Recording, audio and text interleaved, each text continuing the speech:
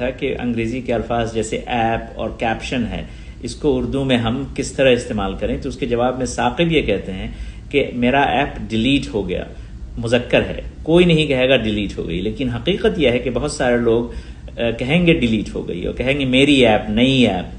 بہت سارے لوگوں نے جواب دیا اور کہا کہ ہم مؤنث استعمال کرتے ہیں۔ تو اس سے ہمیں کیا سبق ملتا ہے اصولی طور پہ زبان کو سمجھنے کے لیے؟ وہ یہ کہ کسی بھی زبان کا جس کا پھیلاؤ بہت زیادہ ہے جیسے اردو کا، تو ان زبانوں میں اختلافات ہونا بالکل فطری ہے۔ اگر آپ یہ توقع کرتے ہیں کہ سارے لوگ ایک ہی شکل میں بولیں گے تو یہ غلطی آپ کی ہے، نہ کہ زبان کی ہے۔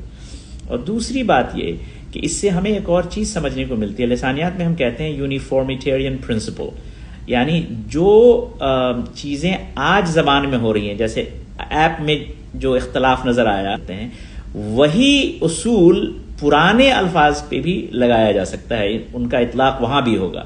جیسے اردو میں بلبل، مانند اور سانس کچھ علاقوں میں مذکر ہے، کچھ علاقوں میں مؤنث استعمال ہوتا ہے۔ سانس دلی میں مذکر ہے، میرے علاقے میں لکھنؤ اور اس کے پورب یہ مؤنث استعمال ہوتا ہے۔ جس طرح سے آج اختلافات ایپ کے جینڈر کے بارے میں ہے، وہی اختلافات اس وقت بھی رہے ہوں گے۔ اسی لیے زبان میں جو اختلافات ہیں ان کو قبول کیجئے، یہ ایک زندہ زبان کی نشانی ہے۔